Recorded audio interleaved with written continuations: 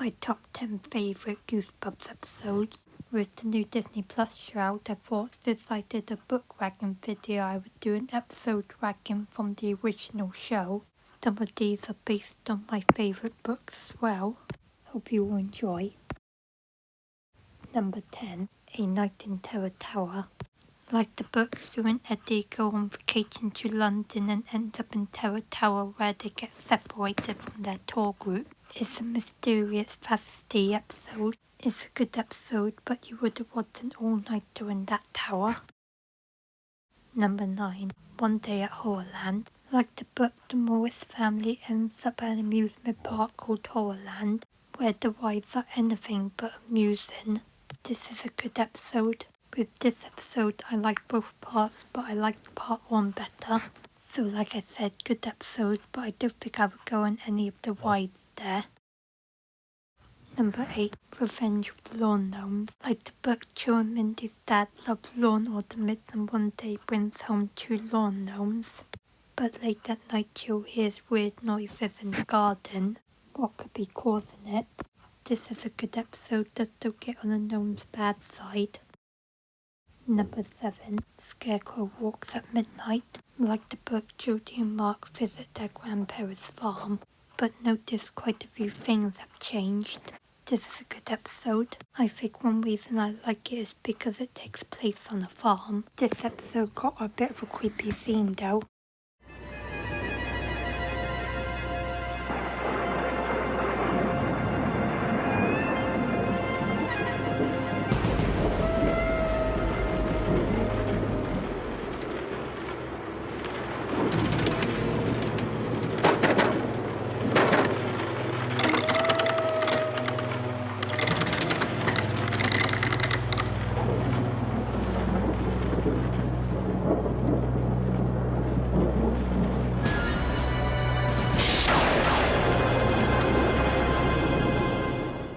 Bet that would frighten you if you saw that in the middle of the night. Number 6, The Girl Who Cried Monster. Like the book, Lucy loves scaring her younger brother Randy with her monster tales, but then she ends up seeing a real monster at the library. The problem is no one believes her. This is a good episode. Like the book, it has a nice library vibe to it. What the monster eats is a bit gross though, I should warn you.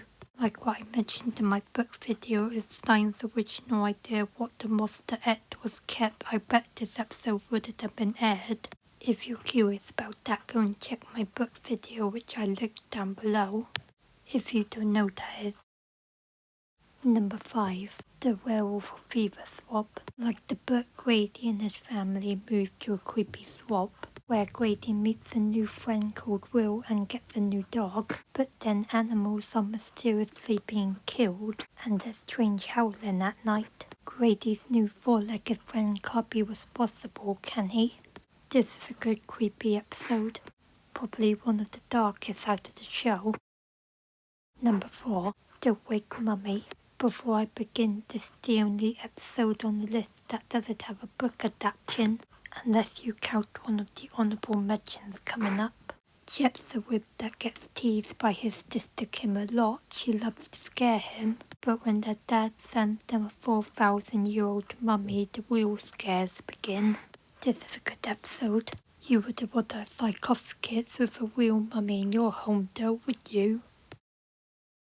Number 3, Attack of the Jack-o'-lanterns. Like the book, Drew and Walker have had enough of Lee and Tabby always playing mean tricks on them.